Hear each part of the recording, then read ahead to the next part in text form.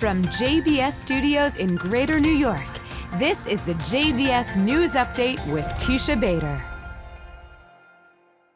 I'm Teisha Bader with the JBS News Update for Monday, July the 17th, 2023.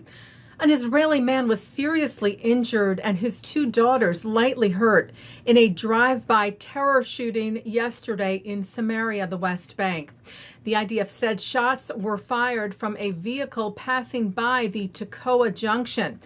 35-year-old El Ra'i Kapach was hit by the gunfire and taken to the hospital in serious but stable condition. His two daughters, aged 9 and 14, lightly injured by shrapnel, were also taken to the hospital. The IDF later shared that following precise intelligence, they apprehended the suspected terrorist as well as two additional suspects and confiscated the terrorist vehicle, which had an M16 inside it. U.S. President Joe Biden spoke over the phone tonight with Israeli Prime Minister Benjamin Netanyahu, the first phone conversation the two have shared since March.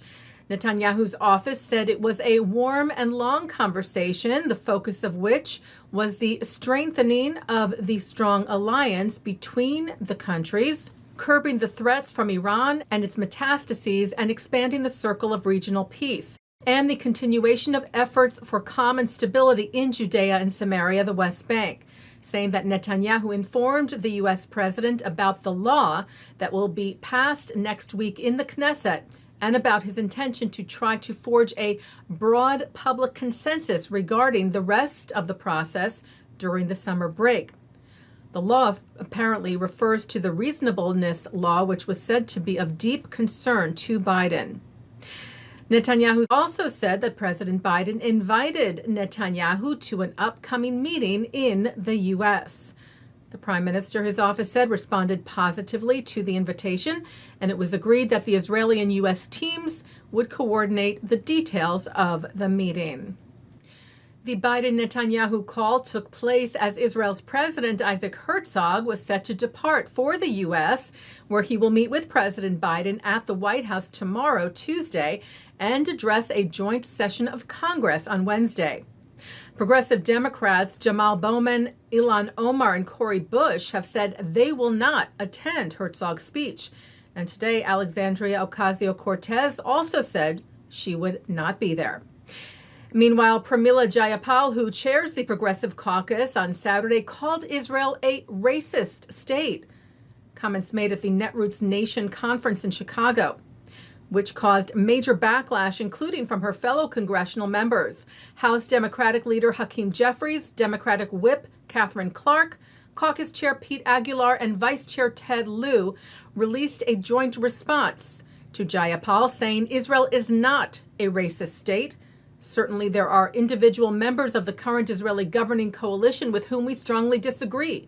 That, they wrote, is also the case with respect to some on the other side of the aisle who we serve with in the United States Congress. Stressing government officials come and go, the special relationship between the United States and Israel will endure. And Congressman Richie Torres was also very vocal in his response, saying, "Let me set the record straight about Israel as a multiracial democracy based on nearly a decade traveling to the region, citing Jewish and Arab citizens enjoying equal protection under the laws, etc." Torres said every multiracial country, including our own, has complicated race relations. Show me a country whose race relations are beyond reproach, and I will show you utopia, which literally means no place. Yesterday, Jayapal backpedaled and said, "I do not believe the idea of Israel as a nation is racist. I do, however," she said, "believe that Israeli Prime Minister Benjamin Netanyahu's extreme right-wing government has engaged in discriminatory and outright racist policies, and that there are extreme racists driving that policy within the leadership of the current government." Well, the man who applied for and received a permit to burn holy books in Sweden, citing freedom of speech, did not carry out that act and said he never intended to. The man had requested a permit from Swedish police to set fire to a Hebrew and a Christian Bible near the Israeli embassy in Stockholm on Saturday, which had caused outrage and protest.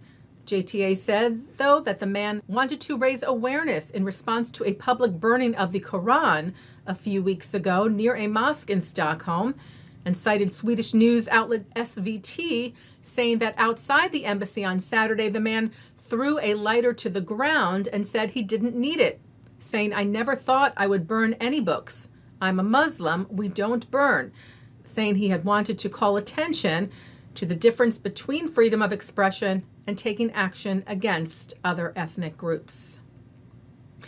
Taking a look now at our programming for tonight on JBS for Monday, July the 17th at 7 o'clock. Shahar Azani speaks with Shalom Ashkenazi about his camp for children living with serious illnesses.